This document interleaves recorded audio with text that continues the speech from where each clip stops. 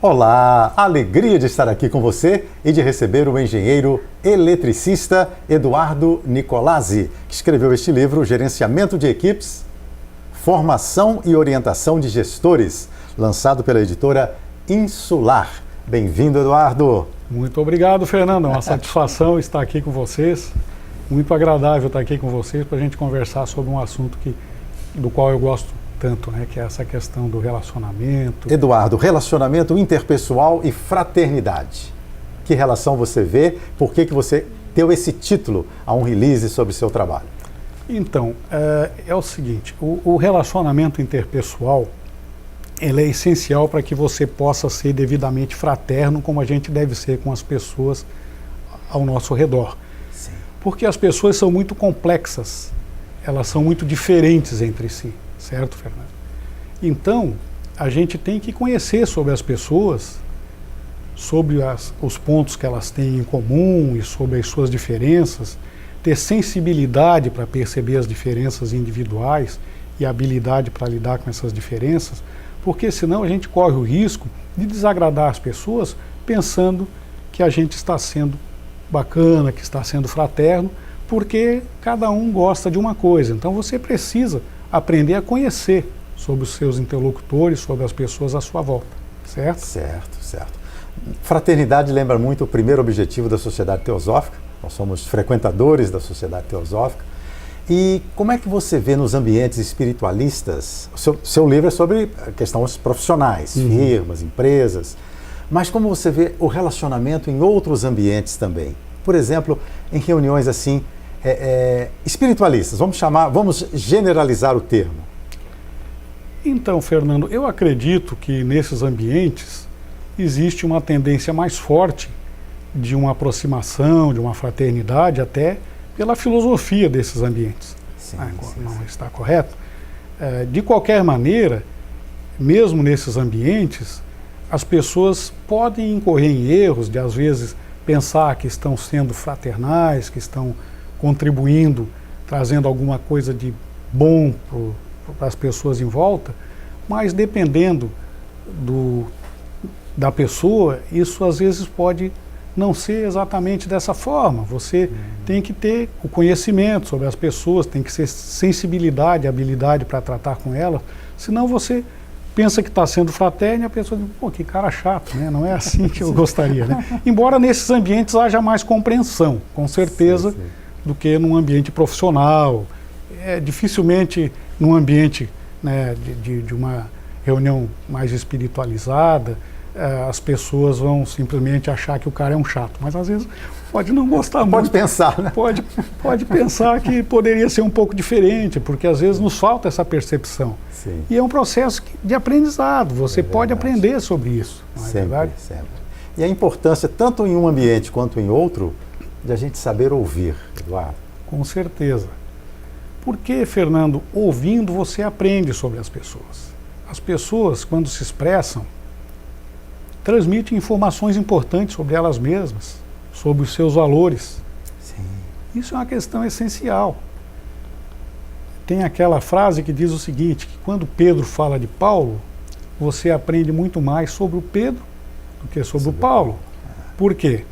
Porque Pedro vai falar de Paulo daquilo que é importante para ele, seja de bom ou seja de ruim, transmite informações essenciais sobre os valores. Então você tem que prestar atenção sobre o que as pessoas falam.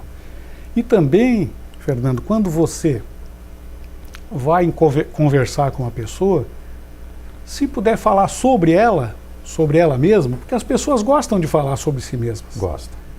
E quando elas falam sobre si mesmas, elas transmitem informações importantíssimas sobre elas, não é verdade? E você daqui a pouco vai descobrir que vocês têm interesses em comum, que vai facilitar as conversas, os bate-papos. Porque não adianta você falar de uma coisa que você gosta muito, pensando que aquilo é maravilhoso, mas a outra pessoa não se interessa por aquilo. Então, permitindo que a pessoa fale sobre ela, você vai aprender e vai descobrir que vocês têm gostos em comum, que têm interesses em comum, facilita bastante os relacionamentos. E o autoconhecimento, a importância disso? Então, Fernando, o autoconhecimento, ele nos dá informações sobre as nossas capacidades mais fortes, sobre o nosso potencial, também sobre as coisas que a gente precisa melhorar, não é verdade? Então ele nos ajuda a nos desenvolvermos, né? Ele ajuda a gente a gerenciar melhor as nossas próprias vidas, não é?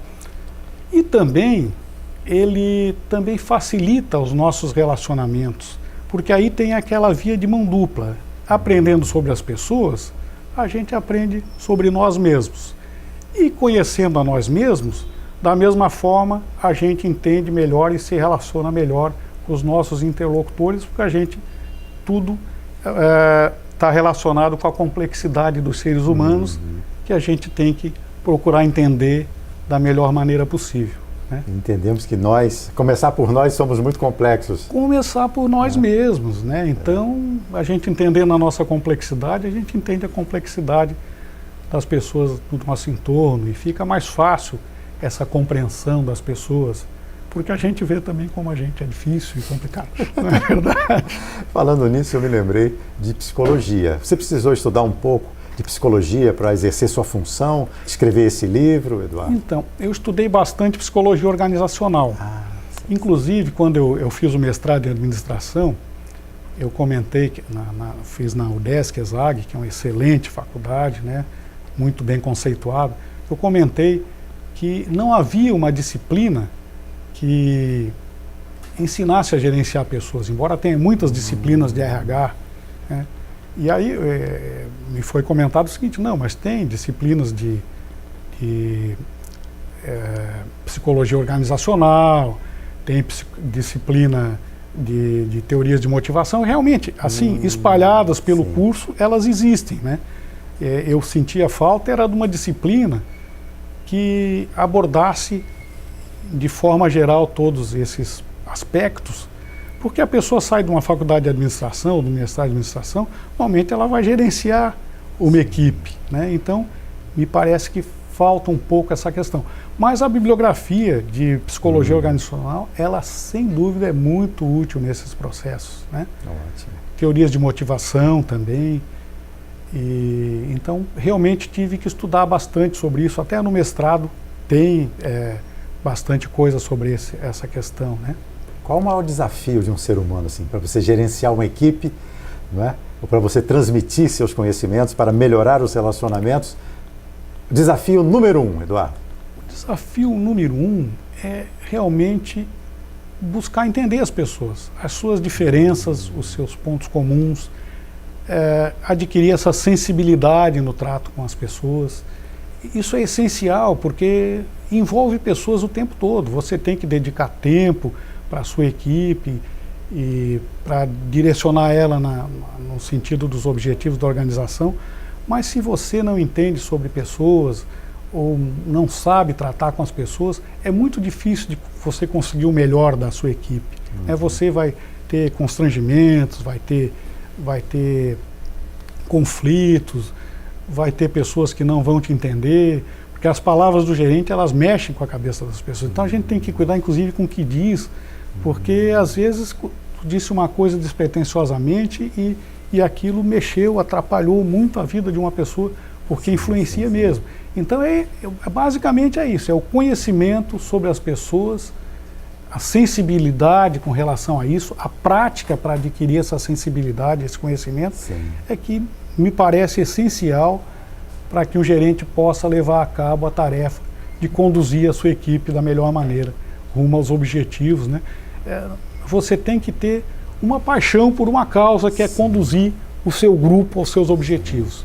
Aí entra na área da liderança. O líder é o cara apaixonado por uma causa. Se ele for apaixonado pela sua causa, com certeza ele não vai ser só um gerente, ele vai ser um líder, porque ele vai propiciar à sua equipe tudo que ela precisa, ele vai servir aquela causa, vai servir ao seu grupo, para que ele, em conjunto com o seu gestor, com a sua liderança, o grupo consiga atingir os seus objetivos finais. A linguagem corporal nos diz muito também, além das palavras. Com certeza, isso é um aspecto, Fernando.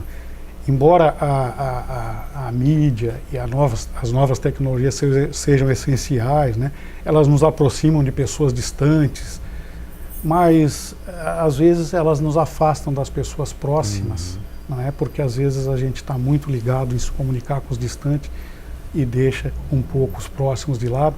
E também assim, não existe nada como a comunicação face a face, né? Ela permite que você complemente com explicações, tem os gestos, as expressões faciais, que fazem parte do contexto. Às vezes, quando eu escrevo alguma coisa no WhatsApp, eu penso, puxa vida, será que a pessoa vai entender o tom, né, que eu queria escrever aquilo? Sim, então, a comunicação face a face é essencial. E não tem nada, Fernando, em momentos difíceis, não existe nada que possa substituir a sensação de apoio que a presença física pode transmitir, né? Pô, o cara errou grave, mas é uma pessoa excelente e tal. Você não tem nem o que dizer, mas você chegar lá e estar junto com a pessoa e dar um abraço, um apoio, é essencial, ajuda muito. Você é um apaixonado pelo que você faz, Eduardo? Com certeza. Com certeza. Ao longo de muitos anos, né, eu estudei engenharia, eu gosto muito da engenharia e fui um apaixonado pela parte técnica da engenharia por muitos anos, né? Gosto, até hoje ainda coordeno uma equipe de consultores que prestam para a ANEEL na área de engenharia, mas hoje o meu foco é aquilo que a vida me levou a uma certa altura a lidar com pessoas. E é uma coisa extraordinária, é uma coisa assim fascinante. E realmente eu tenho uma paixão por essa questão e a vida me deu a oportunidade de aprender sobre isso, não é? E então eu gosto de poder transmitir aquilo que a vida me deu, né? Inclusive a sociedade investiu em mim, porque eu fiz um mestrado em administração, onde eu estudei muito sobre isso, que me foi patrocinada por uma empresa estatal, que foi a Eletrosul, né? Então eu acho que é hora de eu poder dar um retorno, de eu falar um pouco daquilo que eu aprendi. E ainda tenho muito que aprender, mas aquilo que a gente aprendeu é muito satisfatório, é muito agradável poder repassar um pouco disso tudo, isso, compartilhar, né? Com certeza. Eu acho que nós já estamos chegando ao final, mas nós temos uma figurinha que você trouxe aqui e que o telespectador vai ver aí na tela. São duas pessoas, uma em frente a um número, uma vê o número 6, a outra vê o número 9. E aí embaixo está escrito, só porque você está certo não significa que eu estou errado. Você apenas não viu a vida do meu lado. Com certeza. Essa é a figura que eu gosto muito, Fernando. Isso aí está dentro do princípio da comunicação empática. Você tem que se colocar do lado do seu interlocutor para perceber por que ele viu aquilo que às vezes te parece tão absurdo. Nessa figura todos dois estão cobertos de razão. Simplesmente porque cada um está vendo de um lado, né? Sim. Se o cara que acha que o de cá está errado mudar de lado, ele também vai. Então, coloque-se no lugar do outro, sempre, né? Essa figura, assim, para mim, ela resume muito daquilo que a gente tem que ser e de como a gente deve proceder quando interage com alguém. Enxergar o lado do outro é essencial. Não julgar, isso é fundamental também, não é? Não julgar, né? Nós somos todos muito complexos. Como eu posso estar achando o meu interlocutor errado, achando um absurdo o que ele pensa, ele com certeza, se ele tem uma opinião antagônica a mim, ele também está pensando a mesma coisa a meu respeito. Sim. Então a gente tem que se colocar no lugar do outro para ver por que aquilo está acontecendo, não é verdade? E é a primeira vez que você está dando uma entrevista assim na televisão? É a primeira vez que estou dando uma entrevista. Agradeço muito essa oportunidade. Quando você estiver agora numa palestra, né? Você certamente vai passar para alguns amigos esse nosso papo. Com certeza. Eu vou passar também para os meus, que foi uma alegria muito grande conversar com você, Foi uma Eduardo. satisfação, Fernando. Muito bacana o trabalho de vocês aqui na TV Floripa. E é uma satisfação muito grande poder participar aqui com vocês, tratando desse assunto que realmente é uma paixão que hoje eu tenho, né? E é muito bom ter paixões nessa vida. Eu senti assim nos seus gestos, no seu olhar, um brilho assim de que você ama o que faz. Pessoas é uma coisa apaixonante, Fernando. É verdade. É uma coisa apaixonante. Complexa e apaixonante. Obrigado, Eduardo. Muito obrigado, Fernando. Conversamos com o Eduardo Nicolazzi, autor desse livro Gerenciamento de Equipes, Formação e Orientação de Gestores. Muito obrigado a você pela companhia e até o próximo Cá Entre Nós.